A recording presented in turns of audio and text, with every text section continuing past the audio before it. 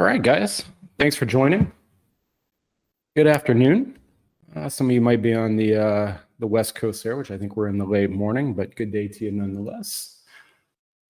Today, we're going to be talking about cybersecurity as it relates to RIAs. We'll stay at a pretty high level and talk about some of the things that we talk about with our clients and some of the conversations that I have with them regarding cybersecurity. So appreciate you joining us today.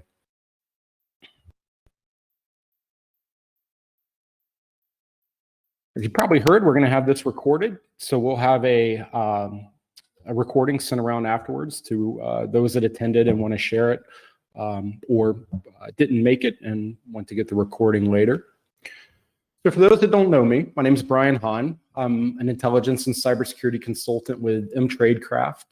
I've worked with over 200 firms, 99% of which are going to be SEC registered RIAs, hedge funds, broker-dealers, family offices, and financial institutions. All in, I probably have a little over 400 vulnerability scans and penetration tests under my belt, seen a wide range of IT setups, and today just want to share with you what I've seen that works, what I see firms doing really well, and that sort of thing. So if this is your first webinar you've ever been to, I like to say we operate as a brain trust to our clients. That means I'm purely a consultant.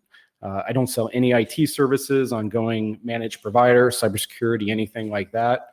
And in fact, I think I can somewhat be a bit of an anti-IT guy. In other words, a lot of the conversations that we have with our clients are, do we really need this piece of technology or this new piece of fintech within our setup? And if not, let's see if we can get by without it. So I think you'll see some of that conversation come out a little bit today. A little bit of housekeeping. Feel free to use the chat box if you want to ask questions. When I respond, I'll keep you and your firm anonymous, of course. So feel free to ask any specific questions that you like. And again, we're going to stay pretty high level today. We're going to touch a few, I think 5 different topic points. If one of them is a pain point for you or one that you're more interested in, feel free to reach out to me. And then you'll also find a ton of videos on our YouTube channel where we dive into these topics and get very technical on them, showing actual operations and things like that. So we got a couple webinars coming up. I think that'll be interesting too, if you want to join them. But we're going to start and show, from scratch, what would we do to build what we call an insanely secure IT stack. In other words, if the CIA was going to launch a hedge fund, how would they set up their IT stack to be extremely secure? And I like to do those type of webinars so people can see like the very extreme side of security and privacy, and then kind of work back from there for what works well with their firm. And then we're also going to have a live hacking coming up. So those are always our biggest attendances, where we do a demonstration of how we're actually going to walk in and break into an IRA and take control of the domain and that sort of thing. So keep a lookout for those. You'll see those coming into your inbox pretty soon.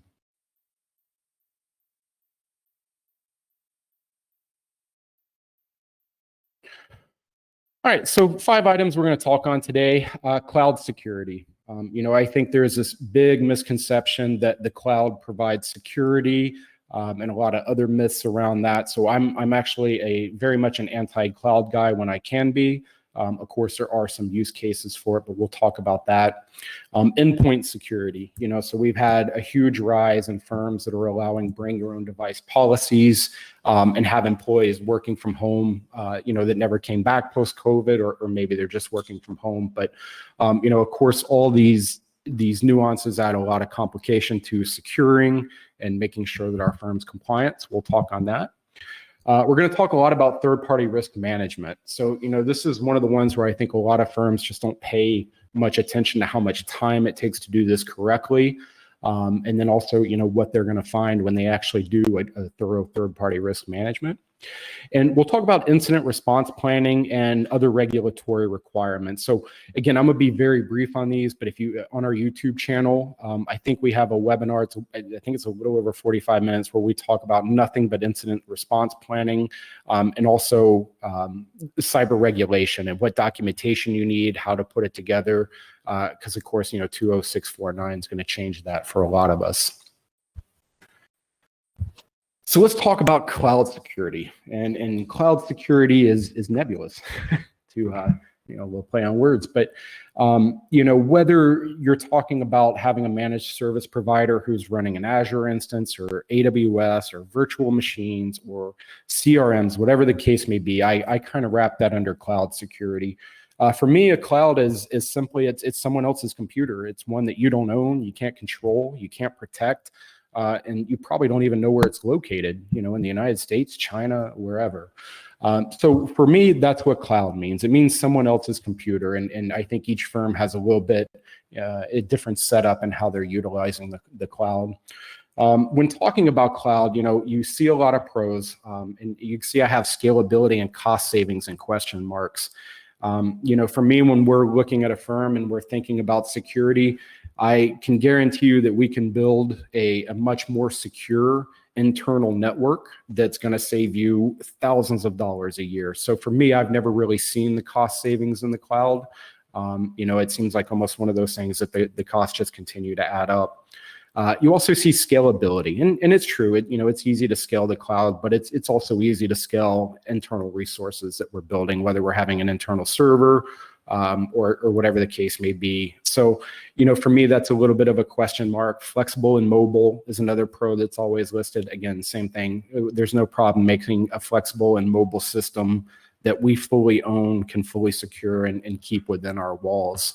The one thing that the cloud does provide is disaster recovery, and it does a very good job of that, for the most part. If you're using Azure, AWS, any of these big names are going to have fantastic disaster recovery built into that system, which is amazing. But of course, we can always replicate that internally with backup drives and the such. For me, with the cloud, the cons are pretty heavily outweigh the pros. We're going to have extreme added, security risk. The reality is fintech is on a budget, and when fintech solutions come to the marketplace, they've often had very little cybersecurity build out or third-party auditing come on. So clouds usually come with a ton of security risk. Of course, there's a lack of control. You really can't go in and manipulate these clouds and look at the log reports and things like that. And of course, the due diligence requirements and the compliance challenges can be difficult, and of course, response times. So, a couple stories there. I know we have a couple of our clients here in the audience, and perhaps you've kind of felt this, but when we reach out to the third-party providers and say, hey, we're going to do a third-party audit, the first thing they do is fire back to the client and say, hey, look, they're going to find something wrong. They're trying to sell you something, which of course with us is not the case. Our job is just to, one, make sure the network is secure, and two, that you can produce the cybersecurity documentation for the SEC. And for me, one of the biggest is response time. So I have a client right now who has an MSP or a managed service provider that is managing their entire Azure setup. Two of the C-level executives in this firm are under a constant brute force password attack. And within Office 365, if you do the password with their particular setup, if you do the password incorrect more than 10 times, that whole account's locked out. So the internal IT guy for my client is constantly having to call the MSP and asking for them to unlock the accounts. This is happening 4 or 5 times a day, which is pretty much leading to almost, a terrible ability to get things done for these clients. So response times for me, is generally pretty bad with the managed service providers, especially the ones that outsource it to other companies.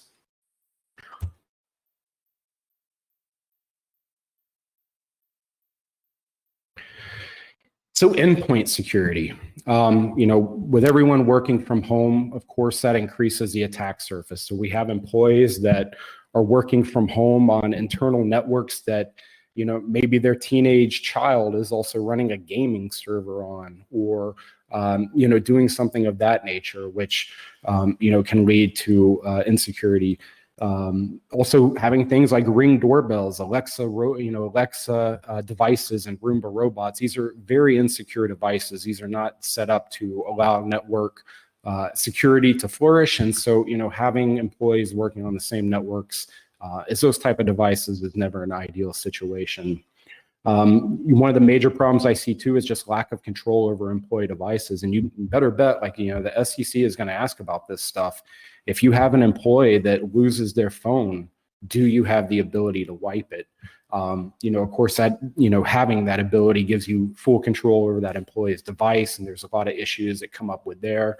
If you've seen some of our other webinars, I am not a fan of a bring your own device policy. I think it can be very disastrous.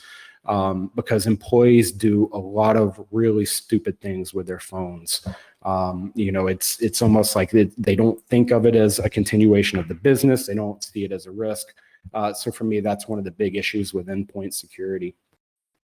Of course, there's compliance issues. So we're seeing in some of the latest rounds of the SEC fines coming out where they're fining firms for employees who are using their mobile devices to communicate with clients, and that client communication wasn't being captured. So, that's a really easy question to ask yourself. Are you allowing employees to communicate with your clients over their cell phones? And if so, are you tracking those communications and logging them? And chances are, I think a large majority of the firms I talk to, that's not the case on there. So something definitely to keep in mind. The leakage risk, that can come from losing devices, that can come from any number of apps that they install nowadays. So, that's always a risk. And, too, when you have endpoint devices that you have to protect, doing education and training is by far the most effective solution to make sure that employees are using their devices correctly. So, I always say training is one of the most important things that you can be doing for your employees. And of course, the SEC is going to want to see that. If you haven't been doing training, we have a program called Fieldcraft. It takes about 10 minutes to set up, and it's by far the least expensive solution out there in the space. So if it's something you need, I highly encourage you to take a look at that. We give free demos of it if you'd like to give it a test run, and of course have a full money back guarantee on it. We've never had to give anyone their money back on it, but if you were unhappy with it, certainly happy to do that.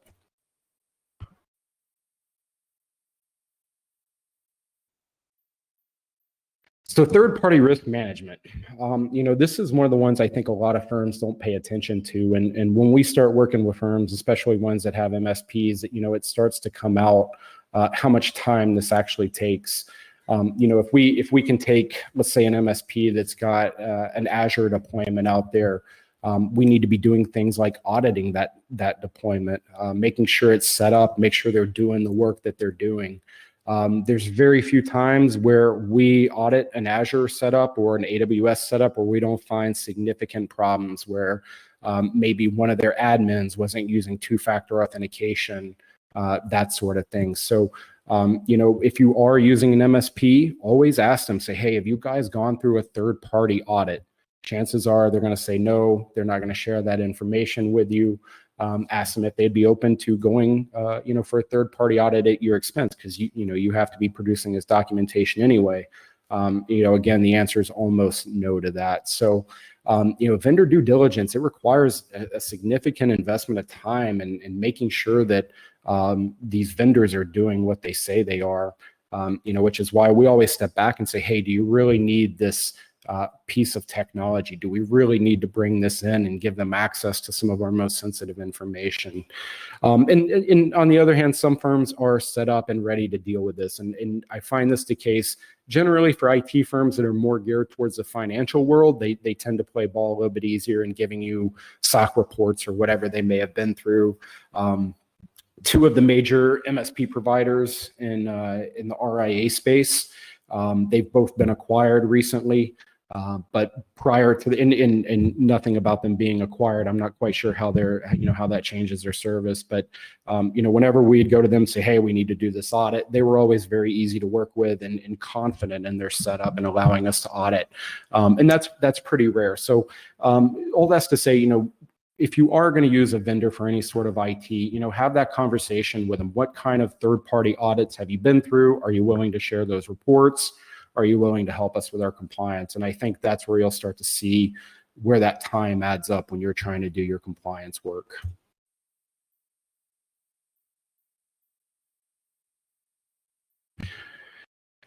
So this is always a fun question I like to ask. Who do you think is more of a threat to your firm's security? And we had this up as a poll, and I appreciate you guys taking that. Let me get the latest updated results here so I can show you. Let's see. So 66% of you said that your MSP is going to be your biggest threat. And I would actually disagree with that.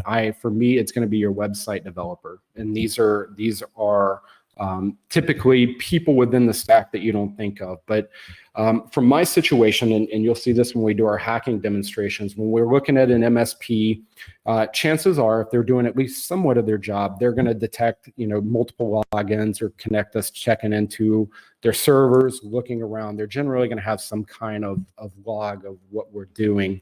And even then, once we, if we do pivot through the MSP, we have all sorts of problems. I can tell you the two biggest website developers for financial advisors, you've all heard their names. They're literally the two biggest, and they make the most absolute awful websites you've ever seen. They're both susceptible to clickjacking, which means we can put up almost like a fake pop-up box that comes up on the website. So, this box would come over, say your Schwab or your Fidelity link login, and your clients may think they're going to Fidelity, but they're actually going to a website that we created that looks like Fidelity. They type in their credentials and nothing happens, and they think it's just a dead link, and they click out of it. It almost never gets reported, when on the back end, I've actually just harvested their Fidelity or Schwab credentials. On top of that, if it's not a major developer, if I can see that whoever developed your one site is someone that you hired off of Upwork, or it's your partner's neighbor's son that did it, that's where I'm going in. Because for website development, you've almost always given them permission to access your domain at the root level and change the way the DNS is set up and the name servers and that sort of thing. So if I can pop your website developer, I can take full control of your domain and within a matter of seconds kick out your MSP and keep them out of the equation altogether. So for us, it's always going to be the website developer that I'm going to look at when trying to get in. And so, it's always an interesting poll to see what people think. But even a website developer, a lot of people think it's safe, and because they may not have direct access to personally identifiable information, but they do have access to systems which can be compromised to allow hackers to get access to that information. So, always a fun little question there. So the incident response game plan, for those that have followed our other webinars on 20649, it's changed pretty significantly here for what you guys are going to have to do. In my opinion, I'm almost disgusted at what the SEC is doing. I don't think they're doing a very good job of this. I think their steps that they're implementing are going to cause a lot of headaches. And also give away a lot of your secret sauce, So with 20649 and form, I believe it's part 2A, you're going to have to start listing your cybersecurity protocols and listing what you're doing. Well, as a hacker, guess what the first document I'm going to read is going to be? I'm going straight to that document to understand what you're doing. If I can see what you're doing in writing and filing with the SEC, which everything you file with the SEC is out there. I mean, they just publish it. Like there's no redacting of information because of the Freedom of Information Act. They just prop it out there. So the incident response game plan is changing, especially with that step 5 in there, where now we're going to have to report breaches to clients. We're going to have to make a report to the SEC and the FBI within 48 hours. And we're also going to have to publish some of our most secret cybersecurity operations within that document. So I'm definitely not a fan of the new, kind of, let's call it step 5 that's into the incident response game plan. But anyway, getting a little off track there, it is changing. I think that firms really need to get on top of this and be able to show not only on a compliance level that you have an incident response game plan, whether that's a part of your business continuity plan or you have a separate document for cybersecurity. Whatever works best for you, but we definitely have to have some kind of plan in place. Again, we're going to stay really high level today, but I've got a great webinar where we dive into detail into each one of these steps, what it means, and what you should be doing throughout each step.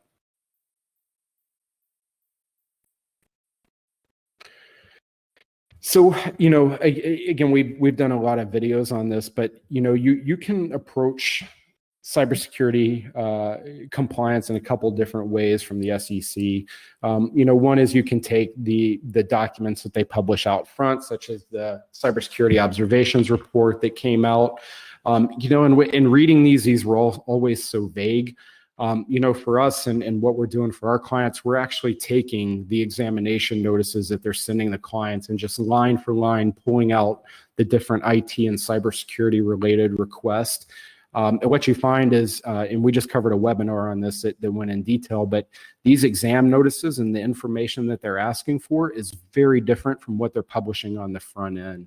So if you go to our website, I've got a copy of this latest examination request from the end of March. It's super cybersecurity heavy.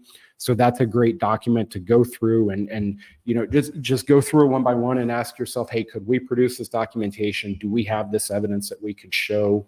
And of course, if not, give us a call. We're happy to help.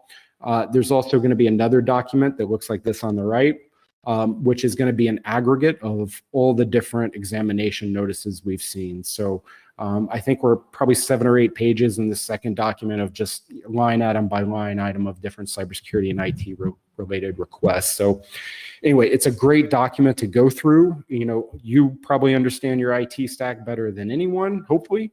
And so you can go through and just line by line say, hey, is this something that we're on top of? We call it the Cliffs Notes version, actually going to what they're requesting and building backwards the documentation. It makes it really easy to respond if we do get this type of request. And of course, that's how we set it up for our clients. Of course, we want to make sure they have a secure network, but if we can't prove that it's secure and we can't prove that we're doing our audits, it really means nothing. So let's talk about kind of the core pieces of the cybersecurity documentation. And 20649 has solidified more of this so that we know what we need. When you get an examination notice, they're going to ask for a policies and procedures manual. And even within the 230 pages of 20649, we even have clear dictates of what need to be in that manual. And I'll talk about those here in a second. So having a policies and procedures manual is a must. Within that manual, for my clients, I say, hey, you got to redistribute it to your employees at least once a year and have them sign off on it. In addition, I like to see an employee technology usage agreement. This is especially important for smaller firms. This is, a 2-page document where employees say, hey, look, we're not going to take our cell phones into Starbucks and start doing work on a Starbucks Wi-Fi. We're not going to use our computers in a hotel. And so, of course, you can change it up for what's specific for your firm, but I think every firm needs to have an employee technology usage agreement. Again, that's distributed at least once a year to your employees and they sign off on it. The SEC is going to demand proof of some kind of cybersecurity awareness training. So whether you're using our Fieldcraft product or KnowBe4 or any of these other solutions that are out there, make sure that you're printing that documentation and your employees are doing a full set of training at least annually. A lot of my clients just wrap it into their annual compliance review and audit. Super easy to do. Some prefer, with Fieldcraft, you can have training all year long. We push out new videos roughly every 5 to 6 weeks on whatever subject is most relevant, to the firms at that point. But make sure you have it. The other thing, the core group, have your cybersecurity logs. This is one where I see firms fail at pretty frequently. Pull your email logs, seeing if there is unauthorized logins or logins, multiple logins with the wrong password, looking for suspicious activity. Make sure you're doing your vulnerability scans. If you have custody of assets, vulnerability scans aren't going to cut it, and you have to do full penetration tests. So make sure you have evidence of those in your records.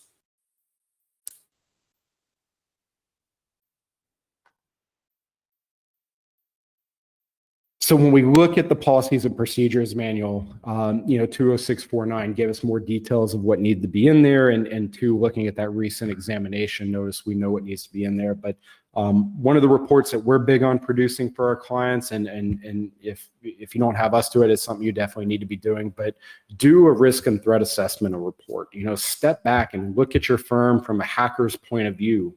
Understand where you have sensitive information and understand what looks interesting to a hacker. When we do our hacking demonstrations, that's some of the information I try to show. I might go in through your website developer. More than likely, I'm just going to phish one of your employees, but always know where your risk and your threats are. And that includes your vendors, right? Pull your vendors into that and make sure that you're in this documentation, you're having a documented discussion about what risk your vendors bring to the table. Individual employee security and user access rights. This is a big one. You got to show where you are segregating your employees correctly. Admins should not have access to the trading platform, and the traders shouldn't have access to the account management. Make sure you're showing where your employees are divvied up, and not having access to documents that they're not supposed to.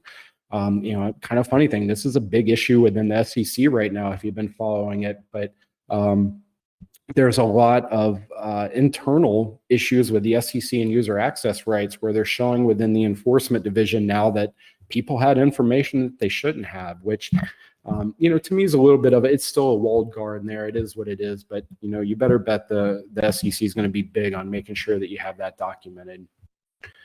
So information protection protocols and procedures, have this spelled out, say, hey, on every 30 days at the end of the month, John Smith is going to log into the router. He's going to download, the logs there. He's going to go into the email. He's going to download the logs there. He's going to reach out to the vendor, pull logs from them, and compile it into a compliance folder. So whatever that means for you, make sure it's spelled out in your policies and procedures manual, and more importantly, make sure that you're following it. I'm sure the lawyers can tell me if it's worse to have it written and not do it, or have it not written and not do it. Both are pretty bad, but make sure you have that spelled out in there. And of course, your cybersecurity and threat vulnerability management. For our clients, our conversation is, if you don't have custody of assets, and for us, we don't consider administrative custody if you're listed on the trust or something like that. For us, custody means you have the ability to transfer assets to a third party without the client intervening. And if that's the case, you definitely need to be doing a penetration test, which is it's a lot more invasive, takes a lot more time, and is a significant more amount of money. But whether you're doing vulnerability scans or penetration testing, again, those are two very different things. And unfortunately, the SEC interchanges them like they're similar, but they're actually very different. Anyway, just make sure that you have that documented in that policies and procedures manual. And of course, your response and recovery, have that spelled out. Now, whether you do this within your cybersecurity policies or procedures manual, or you have it all wrapped into your firm's operations PMP manual, or you have a separate one, I really haven't seen that make much of a difference in an examination, as long as you have it, you name names, name who's responsible for responding to a breach, and making sure that everything's tightened up. Those are definitely things they'll want to see. And so that's it for me, guys. I just wanted to keep it really high level there, talk about some of the conversations we're having. Of course, as 20649 starts hitting here in the near future, we'll see some finality in that language and have a little bit more detail, but for the most part, I think a lot of it's there, and we'll definitely be covering it in more detail on what you should be doing when it comes out. But I hope that's helpful. I do have one question where an individual is asking for a link to our YouTube channel, and I apologize, I don't have it in here. If you go to YouTube and type in mTradecraft, it'll take you right to that channel, and you can see the different webinar recordings and walkthrough videos we have on there. But thanks for pointing that out. I'll definitely have a link in here next time for that, but should be pretty easy to search on there. And then, of course, I'll send out a recording to this video, and that recording will be on YouTube, so you can follow that. and catch that in there as well. So again, everyone, I do appreciate you joining us today and taking the time to listen to what we have to say. Of course, please reach out if I can help you. Anything with your firm, any questions, we're easy to get a hold of and approach. So thank you much, guys. I hope you all have an excellent day.